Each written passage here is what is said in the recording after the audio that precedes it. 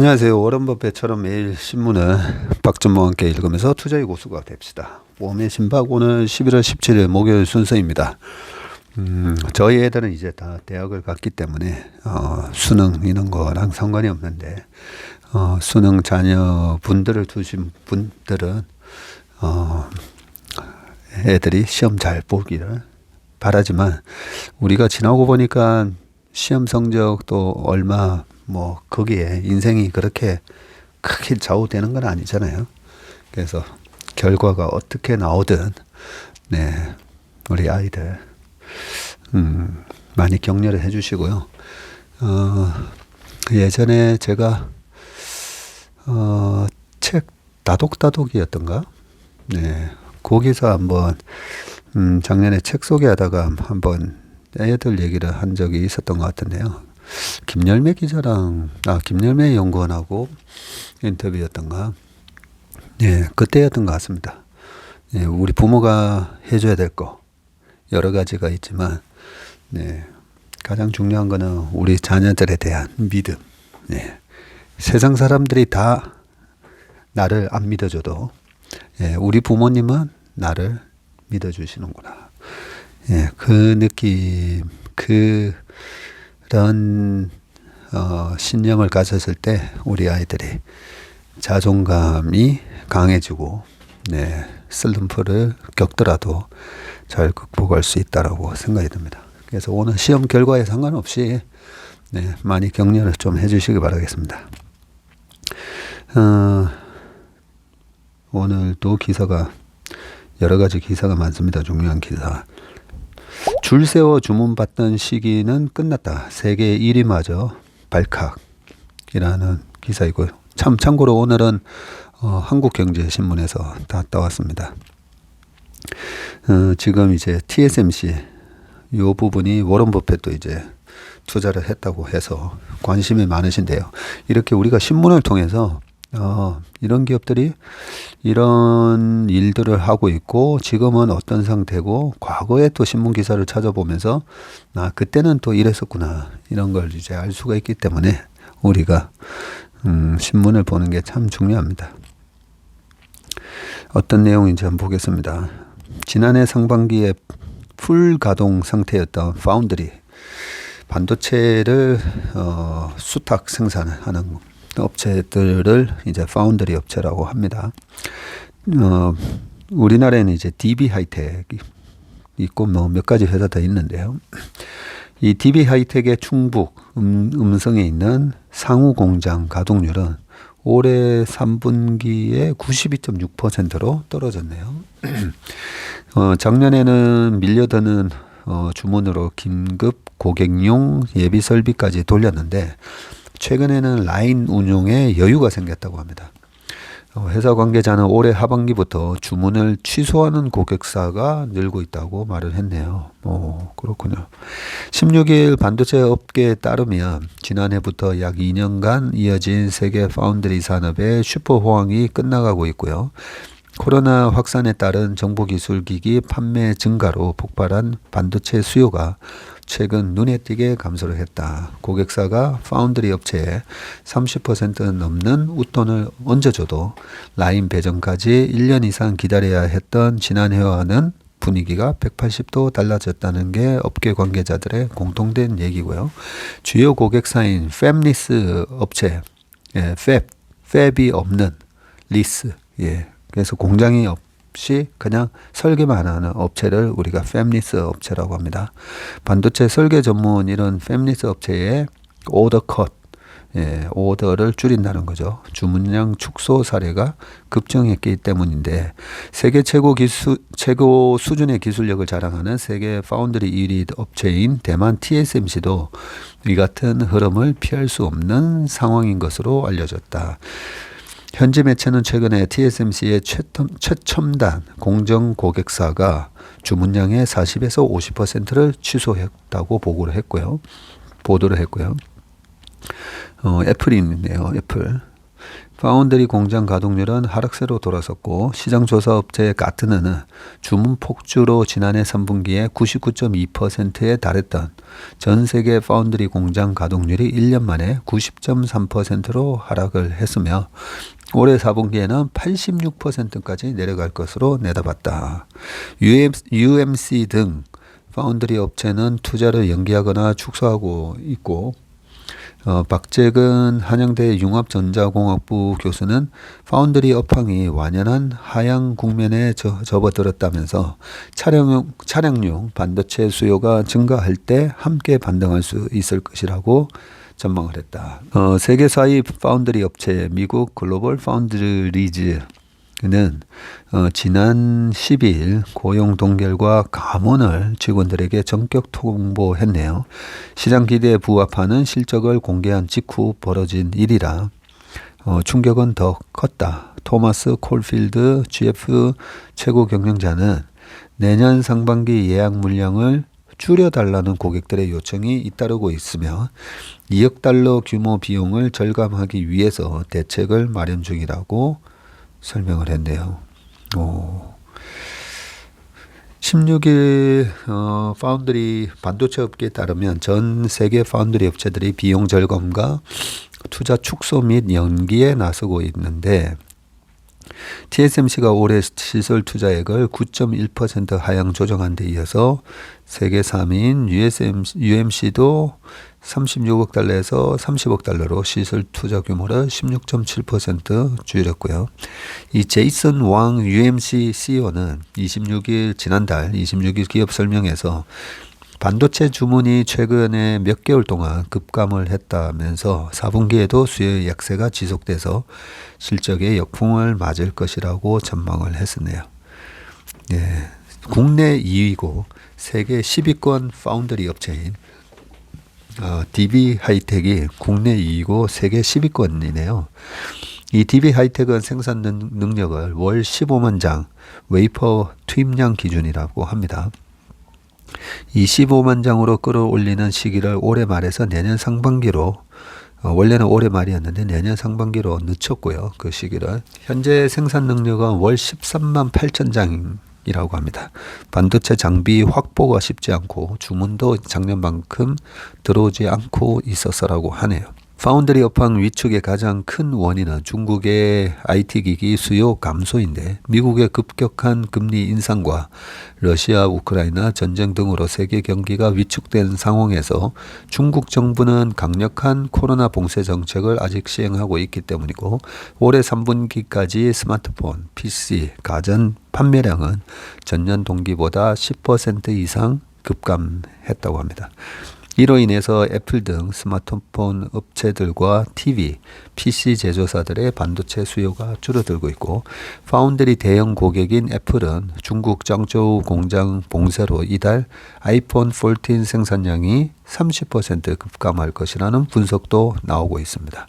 그만큼 아이폰 14에 들어가는 반도체 물량이 감소하고 파운드리 일감도 줄어들게 된다. 최근에 서버용 칩의 위탁 생산 물량도 급감했다는 분석이 나오고요. 방금은 이제 반도체가 들어가는 게 크게 이제 PC 그리고 핸드폰 그리고 서버 그리고 최근에는 이제 이 자동차 쪽이 쭉 올라오고 있는데요. 그래서 방금은 이제 애플 아이폰 관련된 이제 모바일 쪽이었고요. 서버용 최근엔 서버용 칩의 위탁 생산 물량도 급감을 했는데 실적 둔화로 기업들이 디지털 전환 투자를 축소하면서 서버 수요가 줄었기 때문이다. 서버에 들어가는 중앙 처리 장치 CPU 칩은 미국 AMD 등 파운드리 대형 고객의 주력 제품인데 파운드리 업황 둔화가 올해 4분기와 내년 1분기 실적에 미치는 영향은 크지 않을 것으로 전망된다. 그래요. 실적에는 크게 영향을 안 미친다고 또 돼 있네요. 수주 산업인 파운드리의 특성상 향후 두세 분기 실적은 그동안 받아놓은 주문에서 발생하기 때문이다. 아하, 그렇군요. 문제는 내년 2분기 이후인데 세계 2위 파운드리 업체 삼성전자는 이례적으로 분기 보고서에서 파운드리 업황에 대한 우려를 나타냈네요.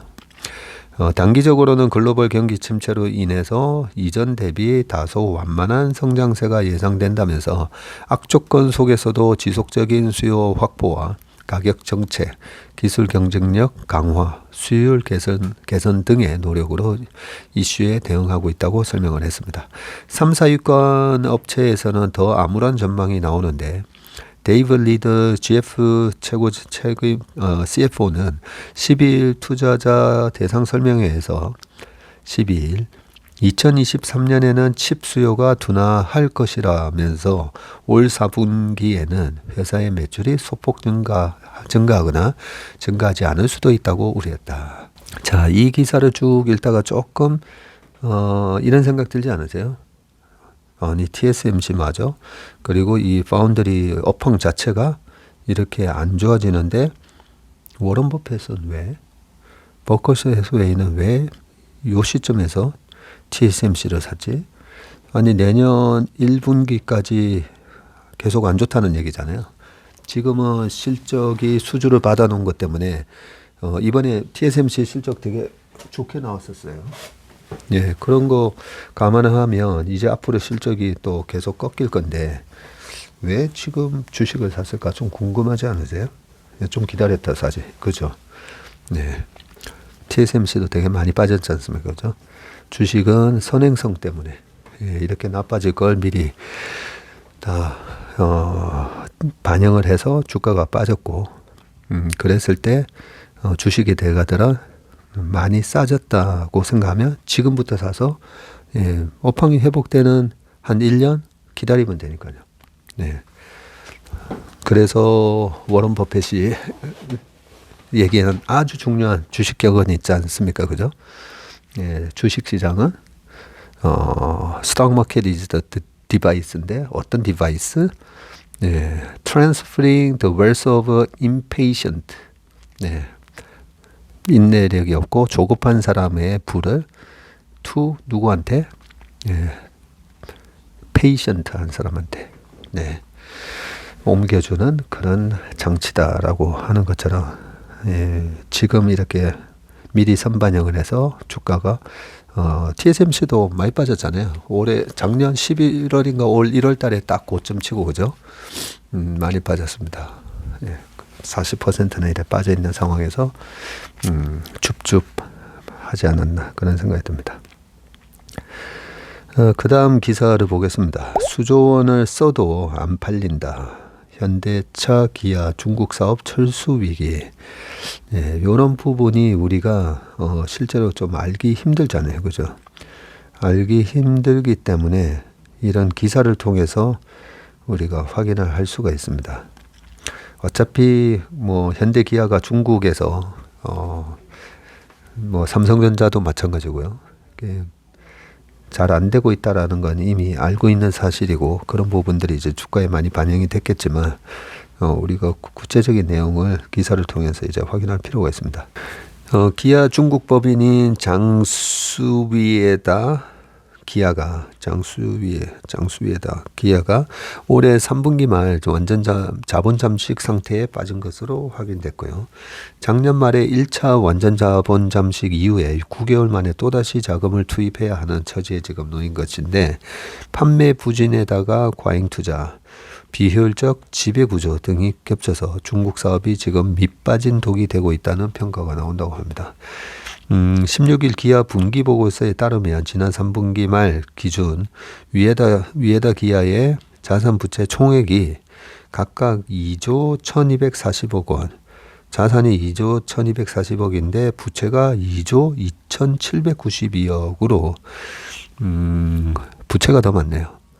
그러면 이제 자본 총계는 자산 빼기 부채니까 자산 빼기 부채인 자본 총계가 마이너스인 완전 자본 잠식 상태가 되어 있네요. 이 회사는 중국 옌청시 소유 국영기업인 장수위에다 그룹하고 기아가 50대 50으로 투자한 합작사인데 원래는 기아가 50% 그리고 위에다가 25%, 둥펑이 25% 등 3자 체제였지만 둥펑이 작년 말 지분 전량을 위에다에 넘겼다고 합니다. 작년 말에 완전 자본 잠식 상황에 처한 위에다 기아는 올 초 7,200억 원을 증자했지만 9개월 만에 다시 완전 자본 잠식에 빠졌고요. 2016년 65만 대에 달하던 판매량이 이때가 이제 딱 사드 보복이 있기 전이었었죠. 판매량이 올해 3분기까지 6만 8천 대. 수준으로 급감한 게 직접적인 원인이다. 기아는 러시아 사업에 투자하려고 준비한 1조 원 가량을 중국 법인에 투입하는 방안을 검토하고 있다. 현대 자동차 그룹이 중국 현지에서 겪고 있는 지금 삼중고가 판매 부진, 과잉 투자, 비효율적 지배 구조 이렇게 돼 있는데요. 차가 안 팔리니 현금이 들어오지 않고 2010년대 과도하게 구축한 생산 설비는 고스란히 비용으로 돌아오고 있고요. 중국 국영기업과의 합작 구조는 이해관계 상충을 불러오고 있습니다. 현대차 그룹의 중국 사업이 존폐 기로에 섰다는 분석이다. 여기 2010년대 과도하게 구축한 생산 설비라고 돼 있잖아요. 2009년, 2008년 금융위기 있고 나서 2009년도에 칠공주 정세 때도 자동차가 있었고요. 그리고 차화정 정세, 그 다음 2010년에서 2011년 상반기까지 차화정 정세에서도 자동차가 있었고요. 그 다음에 2011년부터 12년까지 갈 때도 전차 부대, 그때는 이제 삼성전자가 또 올라가고 현대차 그룹이 계속 강했기 때문에 전차 부대 이런 말로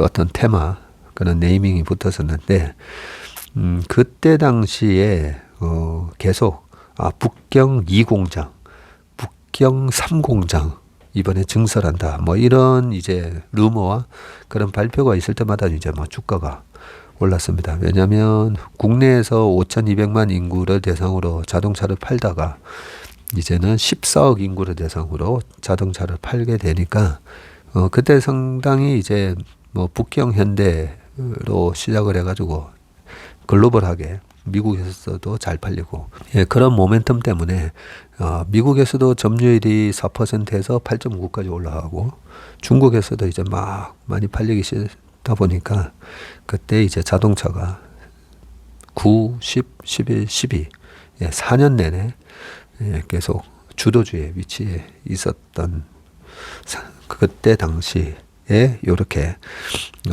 과도하게 구축한 생산설비 요 말이 그때 당시의 상황을 제가 좀 설명을 드렸습니다. 180만 대 2016년에서 지금은 46만 대 2021년 기준으로 현대차 기아의 중국 현지 판매량이네요. 16년도에 180만 대였다가 지금은 46만 대. 야, 그러니까 3공장, 4공장 이렇게 공장을 늘려놨던 것들이 우리가 이제 ROI라고 하잖아요. 뭔가 이제 투자를 했어요. 투자를 할 때 그 투자를 뭐라고 그랬죠? 제가 캐피탈 익스펜디처, 캐펙스라고 했지 않습니까? 그죠? 캐펙스를 결정을 할 때는 이렇게 돈을 투자를 해서 얼마만큼의 이제 수익이 나오겠다. ROI, Return on Investment라고 해가지고 투자 수익률을 다 계산을 하잖아요. 그죠? 그렇게 계산을 하고 다 투자를 했는데, 180만 대에서 한 이제 300만 대, 400만 대 팔 거라고 예상을 했다가 46만 대로 이제 쪼그라들었으니까 그 투자가 잘못된 거죠. 그런 영향을 받아서 2020년까지 현대기아차 주가가 한때 2000년 초에 이 차화정 장세의 대장주 역할을 하면서 현대차가 28만 원을 갔던 주가가 재작년에 코로나 때 6만 5천 원까지 이제 빠졌었죠. 이렇게 5년 만에 4분의 1 수준으로 판매량이 급감을 했고요. 기아 중국 법인인 장수위에다 기아가 작년 말에 이어서 올해 3분기 말 완전 자본 잠식의 상태에 빠진 그 직접적인 이유다라고 되어 있고요. 6년 연속 적자인 위에다 기아 해서 이제 표가 나오는데요. 판매량도 29만 6천 대, 22만 4천 대, 19년, 20년, 21년, 22년 갈수록 이제 12만 8천 대, 그리고 올해 6만 8천 대 이렇게 판매량이 계속 줄어들고 있고, 영업 손실도 2019년도에는 3,120억이었다가 20년 코로나 때는 6,500억이었다가 작년에 7,895, 계속 적자가 늘어났었네요. 올해는 3,898억 적자인 상황이고요. 영업 손실입니다. 영업 손실. 판매량은 46만 대에 불과하지만 이 현대기아차의 생산 캐파가 210만 대라고 되어 있네요. 현대차 그룹은 최근 들어서 중국 공장 가동률을 공개하지 않고 있지만 판매량으로 추산하면 20% 수준에 불과하다는 분석이고요. 업계 관계자는 숨가쁘게 돌아가야 할 생산 설비가 투자금을 불태우는 고철로 전락했다고 지적했다. 이래서 이제 그 현대차 그룹을 따라서 이제 중국으로 진출했던 현대 기아차 납품 업체들 있잖아요. 그 부품 회사들 중에 거의 뭐 되게 막 힘들어진 기업들이 되게 많았습니다. 날 따르라 해서 이제 같이 갔는데 중국 사드 보복 때문에 많이 이제 210만 대 캐파로 늘려놨더니 46만 대 이렇게 되니까 이 부품 업체들도 중소기업들이 더 크게 이제 타격을 받았었죠. 그래서 얼마 전에 보면 코로나 때 그 PBR이 0.1까지 내려간 자동차 부품 회사도 있었습니다. 다행히 그 기업이 무슨 정치 테마에 얽히면서 쫙 올라가지고 그 회사에 이제 투자했던 사람들이 이제 탈출할 수 있는 기회를 줬었고, 뭐 지금은 이제 또 회사도 어느 정도 정상화되고 있는 것 같은데, 그런 스토리가 좀 있었고요.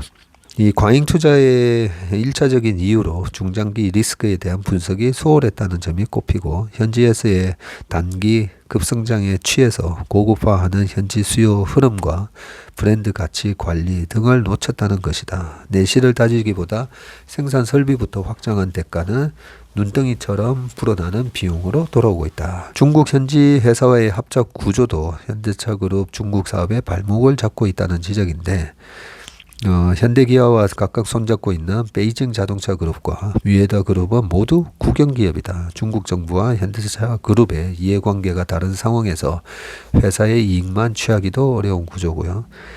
현대기아가 막대한 자금을 쏟아부으면서 중국 사업을 계속해야 할지 선택의 기로에 섰다는 분석이 나오는데, 판매량에 극적인 반전이 없는 한 현대차 그룹이 중국 사업을 지속하기 위해서는 대규모 자금 수혈이 불가피하고, 업계 관계자는 중국을 포기하자니 규모가 너무 크고 유지하자니 현금을 계속 쏟아부어야 하는 진퇴양난의 상황이라면서 그룹 수뇌부의 고민이 매우 깊을 것이라고 말했습니다. 기아는 러시아 사업에 투자하려고 준비했던 1조 원가량을 중국 법인에 투입하는 방안도 검토하고 있고, 러시아가 이래 그럴 수도 있겠네요. 러시아에다가 투자를 하거나 뭐 지금 이런 게 이제 서방의 제재 때문에 어렵게 되니까 오히려 중국 법인에 투자해서 중국에서 생산해서 러시아로 수출할 수도 있지 않나 하는 생각이 드는데요. 연천 공장 생산 라인 변화를 통해서 중국 공장을 내수 판매 대신 동남아 시장 등을 위한 수출 기지로 탈바꿈 시킬 수 있다는 계산이다.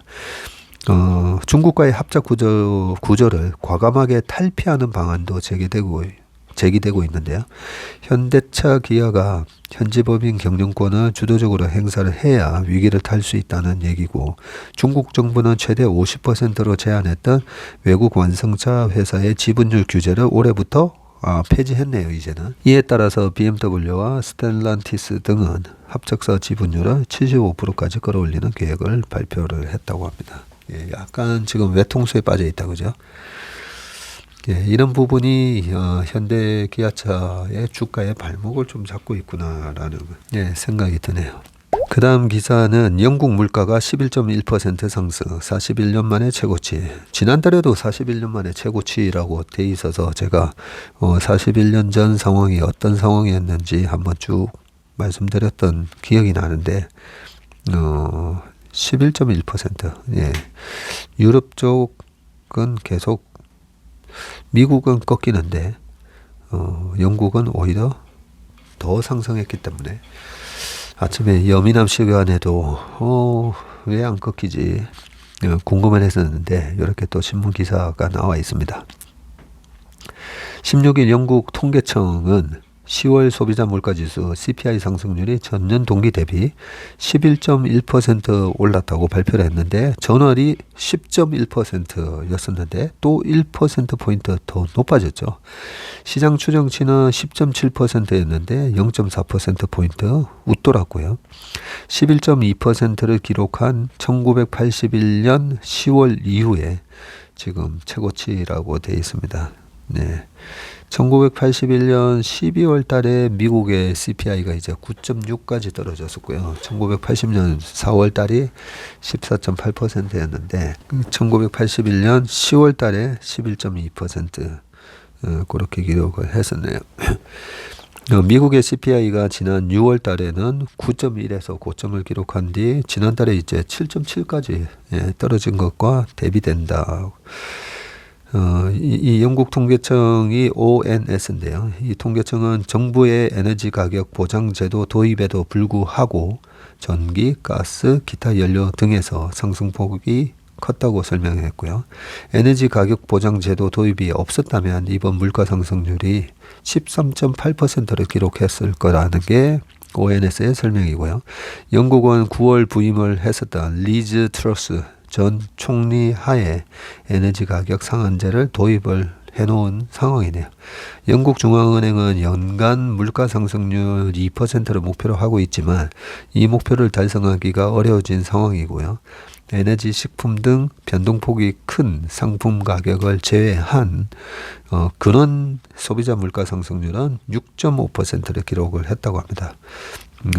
이 또한 전월 6.4%보다는 0.1%포인트 높네요.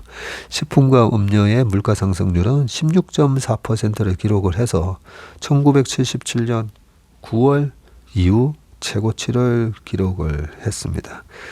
영국 매체인 가디언에 따르면 제러미 헌트 영국 재무장관은 코로나 여파와 푸틴의 우크라이나 침공이 영국과 전 세계의 인플레이션을 일으키고 있다고 말을 했습니다. 그 다음에 이제 불혹 한세 실업 연 매출 2조 클럽 보인다 라는 기사입니다. 한세 실업이나 그 영업무역이나 이렇게 ODM도 하는지 모르겠는데 이렇게 위탁 생산을 해주는 그런 기업들이 우리나라에 꽤 많습니다. 근데 우리나라 보면요, 삼성바이오로직스도 보면 바이오 의약품을 위탁 생산을 하는 데잖아요. CMO라고 해서 우리나라가 참 보면 생산 기술에 있어서는 전 세계 1등이구나 뭐 이런 생각을 하게 됩니다. 40년 불혹이니까 40년 된 이 한세 실업이 연 매출 2조 클럽 보인다라고 하는데 한세 실업 주가를 한번 살짝 보고 이런 기사를 보면 재밌으니까요. 네, 한세 실업이 주가가 어땠는지 살짝 한번 보고 지금 시가총액은 딱 6,500억이네요. 6,500억에 PER 10배, PBR은 1.4, 배당 수익률은 2.97. 그리고 배당 수익률이 연 배당을 500원씩 이렇게 계속 줬었네요. 500원씩 주는데 현재 16,150원이고 작년에 고점이 29,500원까지 갔었네요. 3만 원인데 500원을 주면 1.67%인가요? 그 정도 비저 배당 수익률이 나오는데 최근에는 주가가 13,100원까지 떨어졌었네요. 네. 그리고 지금 16,000원이다 보니까 네, 배당 수익률이 그 정도 2.8% 정도 이렇게 나온다고 되어 있네요. 외국인이 올해 들어와서 외국인이 5월달 이후로 좀 주가가 빠지니까 외국인이 좀 들어온 게 보이고요.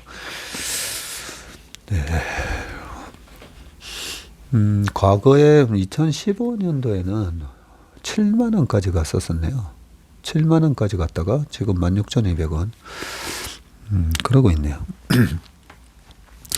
한번 좀 읽어보겠습니다. 우리가 이런 이제 OEM 업체들은 어떻게 보면 이제 약간 B2B잖아요. B2B를 통해서 최종 소비는 우리가 하게 되긴 하는데 어떤 회사인지 잘 알기가 힘듭니다. 그래서 이런 기사를 통해서 알 수가 있는데요. OEM 업계 대표주자인 한세시럽이 올해 사상 첫 2조 원 매출을 눈앞에 두고 있고 엔데믹발 보복 소비와 킹달러에 힘입어서 지난 3분기에 역대 최고 실적을 달성하는 등 그야말로 전성시대다. 그래서 외국인이 올해 이렇게 주식을 좀 샀었군요. 한세시럽은 올해 창립 40주년을 맞아서 한세 2.0을 선포하고 신성장 동력 마련에도 속도를 내기로 했는데요. 사진에 저는 이 기자분 사진인 줄 알았더니 김익환 한세시럽 부회장님 사진이네요. 되게 훈남이십니다. 16일 회사 창립 40주년을 기념을 해서 한세시럽은 올해 매분기 역대 최고 실적을 경신하면서 매출 2조 클럽을 눈앞에 두고 있고요.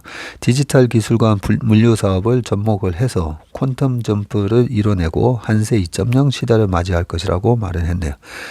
한세시럽은 1982년 김동영 한세 예스24 홀딩스 회장이 설립한 OEM 기업이다. 잠깐만. 저희 회사 바로 뒤에 한세시럽이 있는데 이 김익환 부회장님 길거리에서 한번 뵐 수도 있겠네요. 갭하고 H&M, 아메리칸 이글 등 글로벌 패션 브랜드의 제품을 공급을 하고 있습니다. 갭, H&M. 김익환 부회장은 김 회장의 차남이시네요. 2004년도에 한세시럽에 입사를 했고요. 이후 정보기술 시스템을 적극적으로 도입을 했고 김 부회장이 이끄는 한세시럽은 지속가능한 사업 모델 구축과 디지털 기반 공급망 마련과 생산 공장의 수직 계열화 완성 등을 위해서 IT를 적극적으로 활용을 하고 있다고 합니다.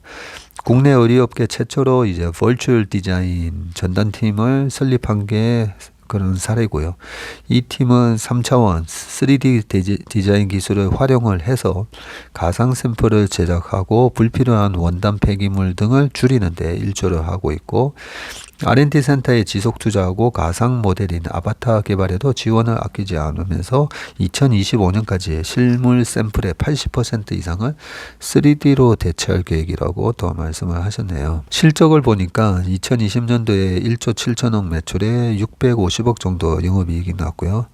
21년도에 1조 6,700억, 매출은 거의 비슷한데 1,067억 영업이익 났었네요. 그리고 22년도에 1조 780억 매출인데 벌써 1,700억 영업이익이 난 걸로 되어 있네요. 한세시럽은 올해 들어서 올해 3분기까지 이게 표가 잘렸네요. 1조 7,800억입니다. 1조 7,802억 하면서 1,700억 이익을 냈네요. 역대 매출을 올리고 있는데 전년 동기 대비해서 매출이 41.3%, 영업이익은 3.6배, 와 360% 급증을 했다. 그 되어 있습니다. 고가 의류 브랜드와의 계약이 늘고 단가가 높은 가을, 겨울 제품 판매 비중이 커져서 매출이 늘었다고 설명을 했고요. 고환율에도 긍정적 영향을 받았다. 한세시럽과 영업무역 등 OEM 기업은 동남아시아 공장에 생산 기반을 두고 선진국에 상품을 수출을 하는데 대금은 달러로 받고 임금은 현지 통화로 지출하는 구조라서 그렇다고 합니다. 3분기의 평균 원달러 환율이 전년 동기 대비 15.6% 상승한 게 실적 개선에 큰 영향을 미쳤다고 합니다.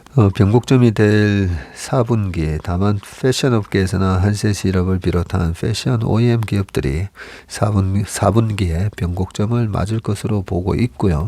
글로벌 경기 둔화 추세가 이들의 악영향을 미칠 수 있다는 게 근거인데 전방 기업인 나이키의 재고량이 2022 회계연도 1분기 6월에서 8월에 전년 동기 대비해서 44%나 늘었다. 이에 따라 나이키는 생산 물량을 지금 조절하고 있다.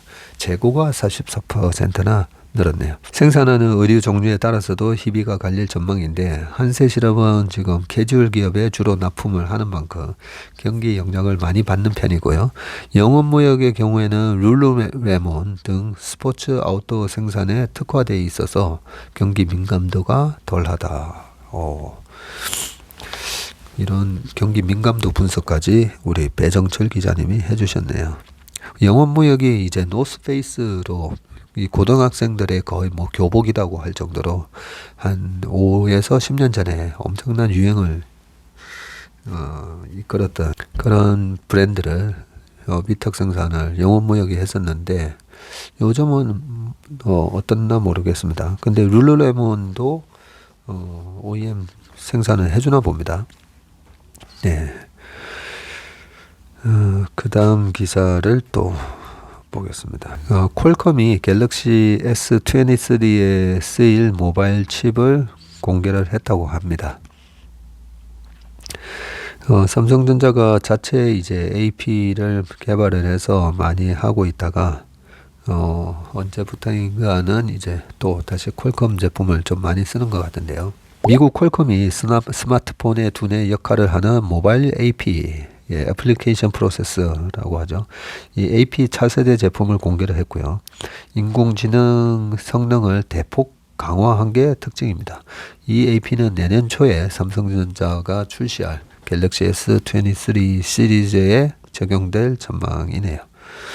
네, 퀄컴이 미국 하와이에서 2022년 스냅드래곤 서밋을 열고 새로운 모바일 AP 스냅드래곤 8 2세대를 선보였고요. 사진이 있다고 합니다. 요거군요. 젠2 해가지고 제너레이션 2 2세대를 출시를 선보였네요. 크리스 패트릭 퀄컴 테크놀로지 수석 부사장 겸 모바일 핸셋 부문 본부장은 스냅드래곤 8 2세대는 획기적인 AI와 우수한 커넥티비티 연결성, 높은 수준의 게임 플레이를 제공한다고 하면서 스냅드래곤 8 2세대가 내년 플래그십 스마트폰 업계 전반을 혁신할 것이라고 얘기를 했고, 퀄컴 자체 AI 엔진을 바탕으로 종전 1세대보다 최대 4.35배 개선된 AI 성능을 지원을 하고, 그래픽 처리 장치 GPU 속도가 전작보다 최대 25% 빨라졌고, 중앙 처리 장치 CPU의 전력 효율도 40%까지 향상되어서 배터리 수명도 늘었다고 합니다. 시간이 이제 50초 남았네요. 마지막 기사는 시걸 교수, 제레미 시걸 교수님이 페드가 12월 이 마지막 금리 인상이 될 것이다 라는 얘기이고요. 요 기사는 제가 좋아하는 환경 글로벌 마켓에서 이제 따왔다고 합니다. 네. 그 월가의 대표적인 강세론자 제레미 시걸 와튼 스쿨 교수가 금리 인상이 이번에 뭐 PPI와 CPI 둔화로 인해 가지고 12월이 마지막 기준금리 0.5% 올린 뒤 금리 인상을 멈출 것이다 라고 전망했다는 그런 기사이니까 우리 조재길 특파원님하고 김현석 특파원님 영상 제가 잘 보고 있는데 참고하시기 바라겠습니다. 네, 오늘 웜의 신박 순서는 여기까지 하겠습니다. 고맙습니다.